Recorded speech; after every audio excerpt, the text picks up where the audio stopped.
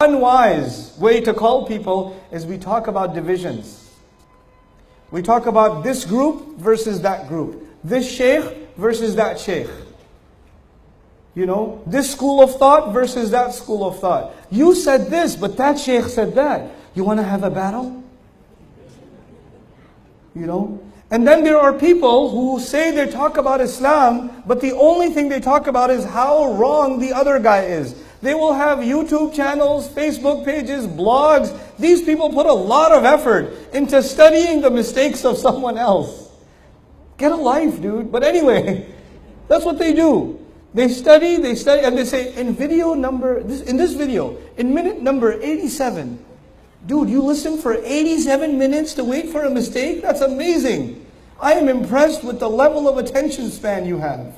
This brother said this, and astaghfirullah al-azim, this is why this brother is a fitna, and he is calling people to the hellfire, and da da da da. And here's my blog to save the ummah from this guy. Does this sound familiar to you? People will benefit from someone, you'll be benefiting. I don't have to name any names. I don't care. I don't care. And this is not even about myself, because I honestly don't care. I really don't care. I read some of the comments under YouTube videos for entertainment. That's what I do. Yeah, you know, but he's got this mistake. Or some people say that he's deviant. Or some people say that he's not a good scholar. Or some people... Have you heard these conversations? Where do you get the some people business from?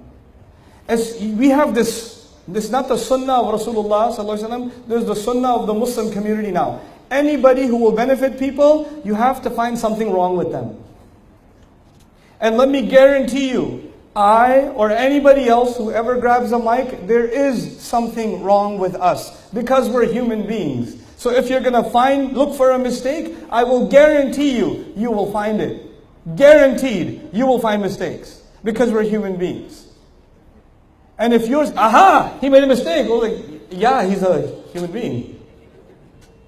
You didn't accomplish anything.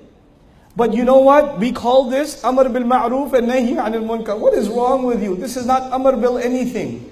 This is you have too much free time on your hands and you don't know how to do something positive. Do something good. Instead of doing research on the mistakes of someone, why don't you go help your mother cook? Why don't you clean your house? Have you ever smelled your socks? Go wash those instead. You know? Do something else with your life. Don't do this. You're not serving anything. That's the first kind of unwise conversation. And it takes so much energy away from the Muslims.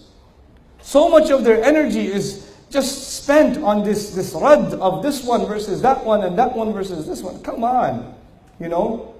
And then the second kind of poisonous, I don't even call it wise conversations about Islam. These are poisonous conversations about Islam. The second kind of poisonous conversation about Islam is when people are judgmental. They want to judge you more than Allah will judge you.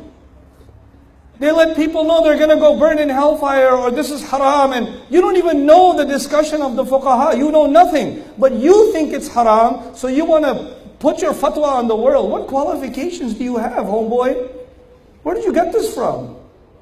I want to tell you a fun conversation I had. One of my friends, Sheikh Abdul Nasir, some of you know him. Sheikh Abdul Nasir and I were at a dinner. And there were some people having dinner with us, and one brother had a very short beard. He had a very short beard. And the brother next to him had a long beard. And the brother with the short beard, at dinner, turned to the guy with the long beard and said, Akhi, your face, haram. You have to... And he's embarrassing this guy at a dinner table. And you know, when it comes to matters of fiqh, I don't open my mouth. Because I'm not a faqih.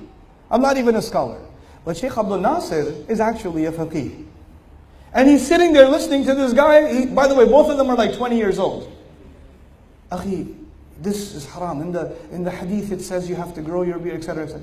And Sheikh Abdul Nasir, oh man, sometimes this guy, he's about to eat his barbecue, and he puts the thing down and he goes, brother, where's the hadith?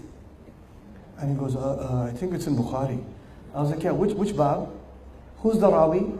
Who narrated it? Who did he narrate it to? How was it understood by the Sahaba? How was it understood by the first generation? How was it understood by Imam Bukhari himself? What's the commentary on this hadith in Fathul Bari? What about the Maliki school? What did they comment about this hadith? What about the Shafi'i school? What did they comment about this? And the brother said, you're embarrassing me. Please don't embarrass me. And he said, yes, I'm embarrassing you because you're embarrassing him. You don't know, but you like to take things and just either make them halal or make them haram. You don't have the qualifications.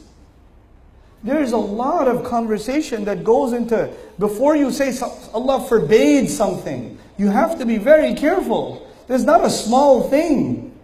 Tilka hududullah. This is the hudud of Allah. You don't just get to drop haram, haram. You don't get to do that.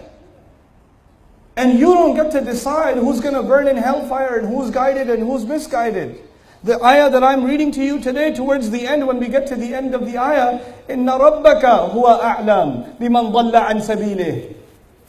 Your Rabb, He knows who's misguided, not you. You don't get to decide that. But we love to judge people very quickly. As a matter of fact, we are so good at judging people, we judge people as soon as they walk into the masjid. We look at them, oh, short beard. We look at it, check the pants. Oh, yeah. So quick. We send people to nar. Most people we send to, this is a horrible, horrible thing to do. Horrible thing to do. Judging people through Islam. The only one to judge is Allah subhanahu wa ta'ala.